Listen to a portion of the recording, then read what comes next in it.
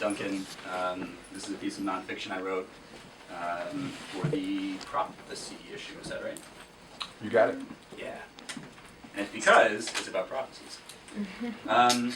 So I found myself turning into a prophet of doom.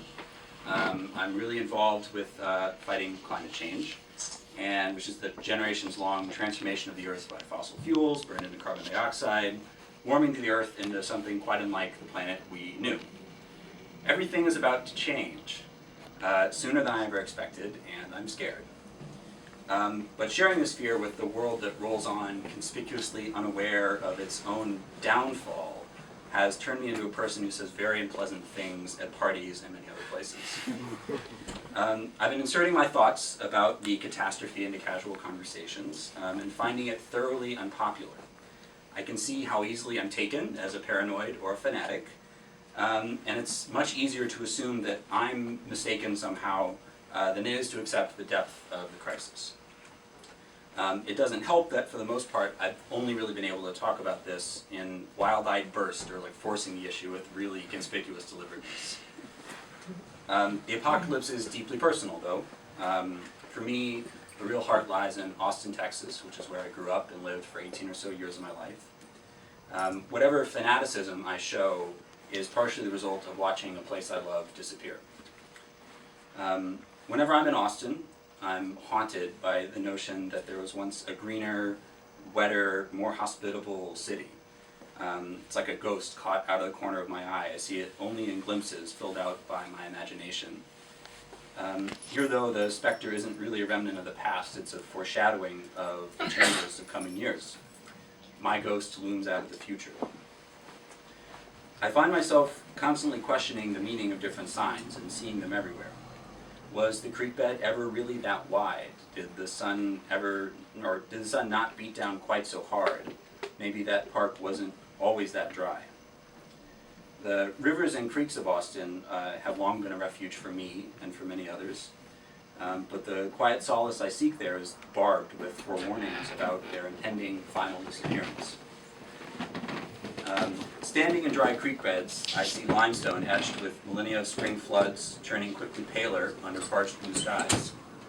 In its earlier years, Austin was forced to make allowances for occasional overflowing fury of its waterways, keeping development at an arm's length from their banks and creating drainage systems to keep the city from flooding.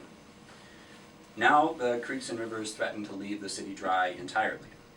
Already, they are brown-green whispers of their former selves.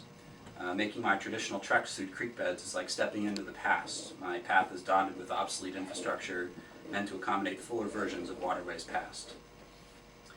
I often tell people with this kind of giggling, nervous thrill about a sign I once saw posted on the street lamp in Austin.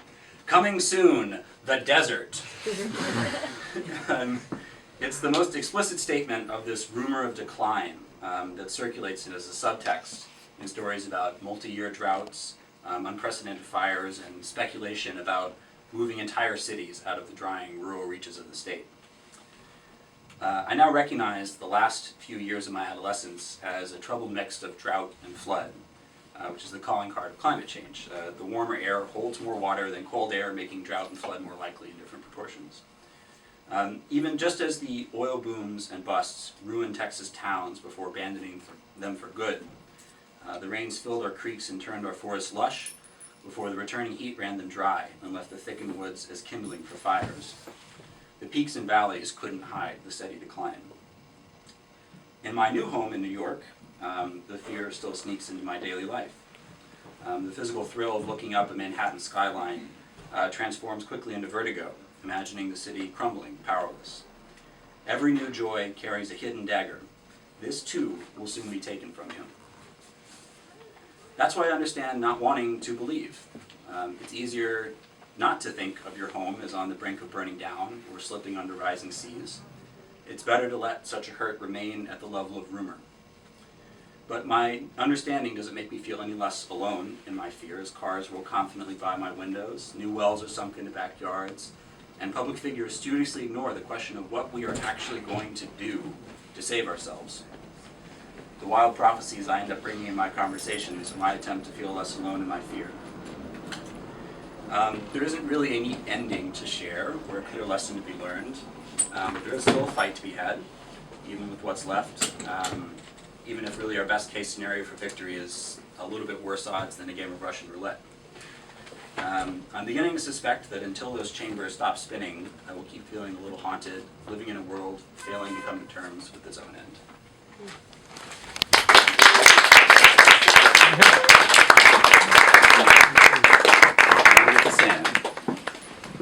I'll take the baton from you.